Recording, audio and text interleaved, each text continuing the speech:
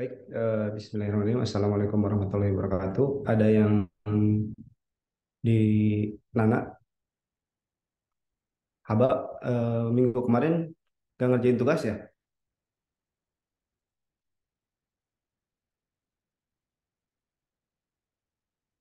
Oke, berarti kalau yang kemarin, minggu kemarin saya cek tugasnya itu di Nana sama siapa namanya Ahmad. Jadi kalau yang kemarin ngerjain tugas berarti dianggap absen.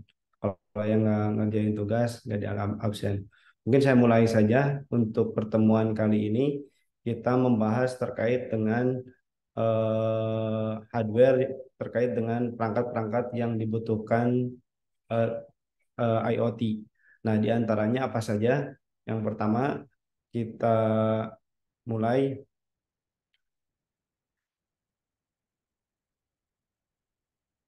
Nah, adapun penjelasan untuk materi kali ini kurang lebih seperti ini. Yang pertama kita akan menjelaskan tentang perangkat apa saja yang mendukung terkait dengan hardware IoT. Nah, yang kemudian yang kedua yaitu penjelasan alasan mengapa kita dalam hal ini praktek di ITTS menggunakan Arduino. Terus nanti di Arduino itu ada jenis-jenis Arduino-nya seperti apa. Setelah itu nanti ada penjelasan pin. Pin ini di Arduino untuk apa? Nah, saya nanti kameranya nanti saya akan perlihatkan hardware untuk Arduino-nya sekaligus ada praktek sedikit implementasinya. Baik, nah untuk perangkat IoT tersendiri adalah salah satunya adalah yang tadi saya sebutkan dalam hal ini yaitu microcontroller. Nah, microcontroller adalah suatu jenis perangkat keras yang sangat populer dalam pengembangan IoT. Nah, di sini sudah dijelaskan, jadi salah satu perangkat yang untuk dikembangkan IoT adalah microcontroller.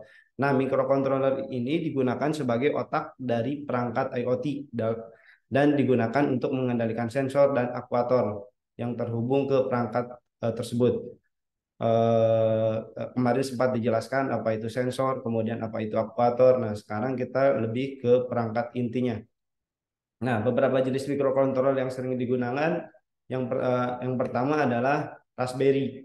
Nah, Raspberry ini adalah mini komputer yang dapat digunakan sebagai platform dalam pengembangan IoT. Nah, Raspberry ini memiliki banyak fitur seperti adanya WiFi, terus di sini udah ada Bluetooth, kemudian ada port USB di sini, ada port USB, kemudian ada port internet dan GPIO lainnya. Nah, sering digunakan dalam proyek IoT karena kemampuan jaringan yang kuat dan dukungan sistem operasi Linux yang lengkap. Nah, salah satunya adalah Raspberry. Kelebihannya seperti itu. Kemudian yang kedua adalah ini kan hardware-hardware IoT, hardware yang sering digunakan untuk IoT sebenarnya banyak. Karena mungkin nanti saya akan menjelaskan, memperlihatkan sebagian kecil saja. Yang kedua adalah BeagleBone Black. Nah, BeagleBone Black ini adalah mini komputer yang dapat digunakan sebagai platform IoT. Nah, di sini lebih BeagleBone Black ini memiliki prosesor ARM Cortex A8. Nah, mempunyai RAM 512 serta sama tadi. Kalau dibandingkan Raspberry, ini udah ada port USB 4, port USB ada 4, kemudian ada HDMI-nya, kemudian ada GPIO-nya, terus ada LAN card-nya. Nah, kemudian kalau di BeagleBone ini eh, kebanyakan adalah port-port apanya GPIO-nya yang dibanyakin. Di sini cuma ada LAN card sama port USB. Nah, kemudian partikel proton. Nah, partikel proton juga di sini sering digunakan untuk IoT. Nah, dia terus memiliki Cortex ARM Cortex M3, kemudian memori internal 128. Nah, banyak peripheral seperti ADC, PWM, dan GPO lainnya. Kemudian ada juga di sini Intel Edison. Nah, Intel juga mengeluarkan produk microcontroller yang namanya Intel Edison. Ya, ini memiliki prosesor dual core, terus ya, dual core interatom, mempunyai RAM 1 GB, serta banyak port USB, Bluetooth, dan GPIO lainnya. Kemudian yang selanjutnya adalah ISP8266 dan ISP32. Nah, ISP adalah ISP8266 dan ISP32 adalah SoC, System on Clip, jadi buatan Expressive System yang populer untuk aplikasi IoT. Nah, keduanya memiliki built-in Wi-Fi, Bluetooth, serta peripheral lainnya seperti ADC, GPO, dan lainnya. Nah, selanjutnya adalah yang terakhir yang sering digunakan, yang terakhir adalah Arduino. Nah, mungkin pada kesempatan kali ini kita lebih membahas terkait dengan Arduino. Nah, Arduino adalah platform open source yang dapat digunakan untuk membuat prototype IoT. Nah, Arduino memiliki banyak board yang dapat dipilih, termasuk board dengan built-in Wi-Fi, Bluetooth, Arduino Wi-Fi Rec 2, dan Arduino Nano 33 IoT. Nah, kesemuanya ini yang tadi saya sebutkan itu kebanyakan dipakai untuk microcontroller untuk IoT. Nah, kelebihan dan kekurangannya mungkin dari segi spek lebih besar, kemudian dari segi portnya seperti apa. Nah, nanti tergantung kebutuhan di lapangan, apakah kita perlunya menggunakan Raspberry, BeagleBone, Particle Proton, kemudian Intel Edison, ISP8266, atau ketiga apakah Arduino. Nah, yang sering digunakan untuk apa namanya prototype yaitu banyak digunakan yang Arduino. Nah, apa itu Arduino? Nah, mungkin kalau yang sering oprek tentang microcontroller udah tidak asing lagi terkait dengan Arduino. Nah, mungkin saya jelaskan sedikit adalah Arduino adalah microcontroller single board open source yang diturunkan dari Wiring platform dengan bahasa pemrograman, sintak, dan library yang fungsinya untuk mengontrol semua aktivitas dalam sistem kontrol yang telah didesain. Nah, Arduino merupakan suatu platform elektronik berlisensi open source yang terdiri atas hardware dan software yang memungkinkan siapapun untuk membuat prototipe rangkaian elektronik berbasis microcontroller dengan mudah, cepat, dan murah.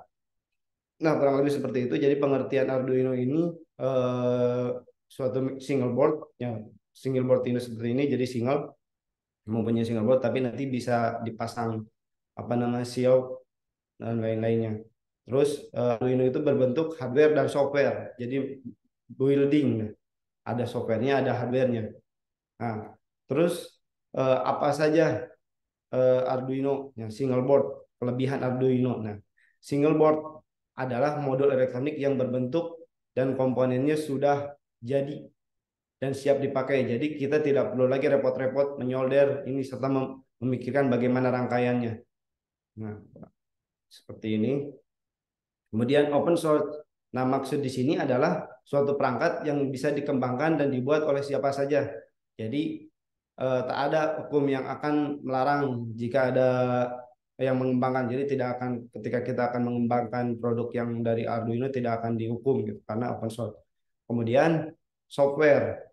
Nah, kan tadi dibahas, jadi Arduino itu terdiri dari hardware sama software. Nah, software hal ini yaitu perangkat lunak yang digunakan untuk membuat program khusus di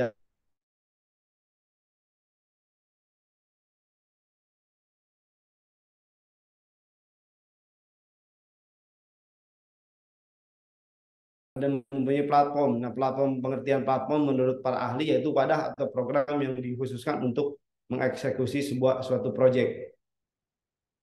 Kemudian wiring platform. Nah, adalah suatu sistem elektronik open source yang terdiri atas 3 komponen. Jadi tadi Arduino ini terdiri dari 3 komponen disebutnya. Yang pertama adalah hardware, software. Nah, software sendiri IDE, Integrated Development Environment, dan bahasa pemrograman sendiri.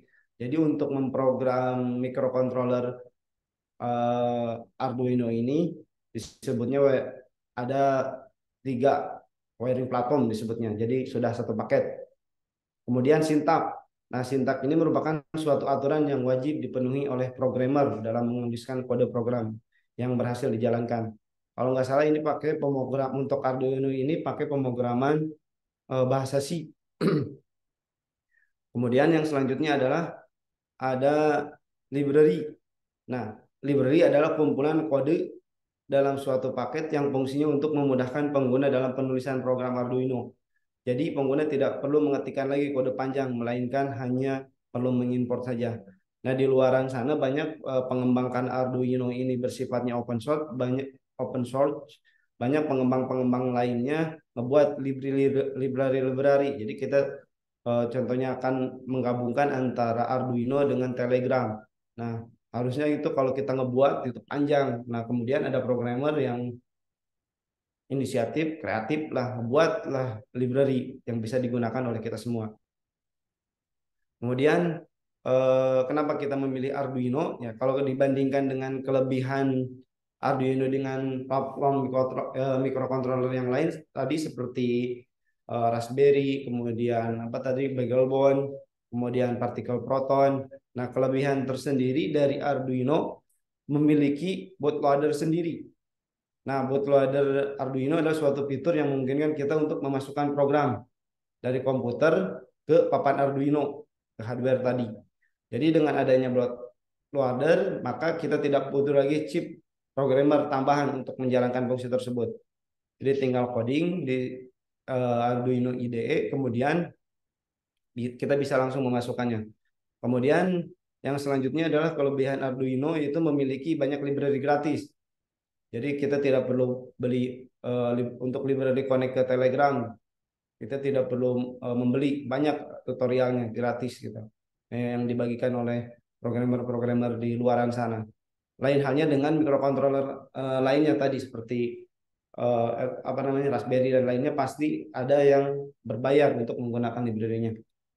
Kemudian yang selanjutnya adalah kita adalah mudah digunakan. Nah, Arduino ini mudah digunakan bagi pemula yang belum memiliki pengalaman. Nah, dalam katanya ini mudah digunakan meskipun kita tidak ada basic elektronik atau lainnya bisa digunakan karena dilengkapi dengan software dan hardware yang mudah dipahami. Nanti di akhir-akhir mungkin kita akan coba demokan terkait dengan Arduino ini. Kemudian yang ketiga adalah dukungan komunitas yang besar. Nah, Arduino Uno didukung oleh Arduino pada umumnya didukung oleh komunitas pengguna Arduino yang besar dan aktif seluruh dunia.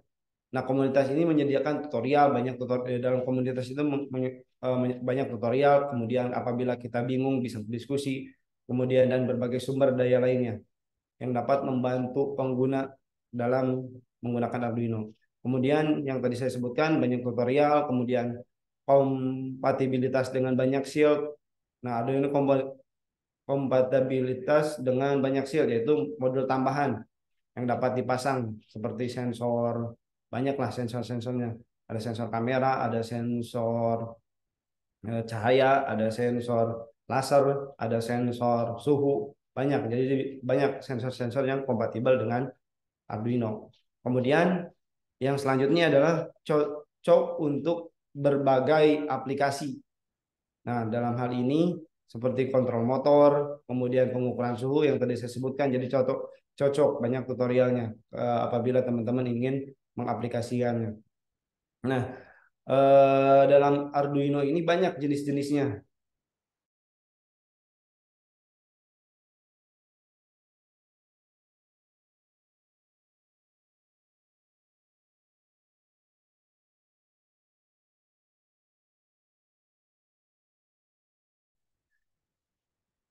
Nah, yang sering digunakan yaitu Arduino Uno. Jadi untuk hal ini kita lebih mudah lah dalam pemahamannya. Nah, nanti ketika kita udah mengetahui atau memahami Arduino Uno, bisa selanjutnya untuk ke mikrokontroler lainnya.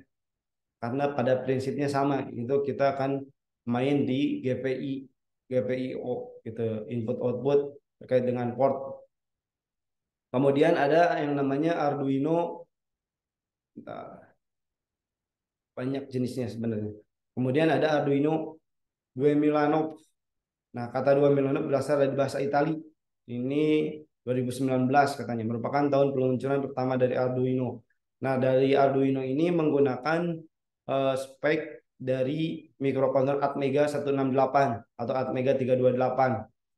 Nah, di sini ada Arduino Uno, kemudian yang membedakan itu biasanya dari spek hardware-nya.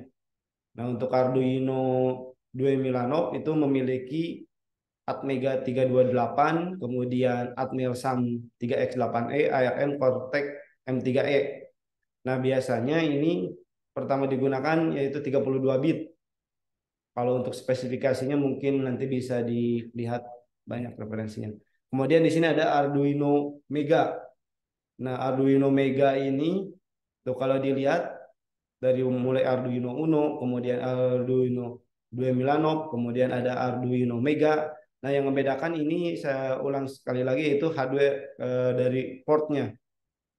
Di sini ada kelihatan port cuma ada berapa, kemudian di sini ada banyak dari segi ukuran dan port. Nah, kalau Arduino Uno Mega ini memiliki apa namanya versi pengganti dari Arduino Mega. Nah, yang digunakan adalah Atmega 2560. Mungkin teman-teman yang belum baru masuk ke dunia mikrokontroler bingung ini Atmega prosesor Atmega 2650, Atmega 28 itu fungsinya buat apa?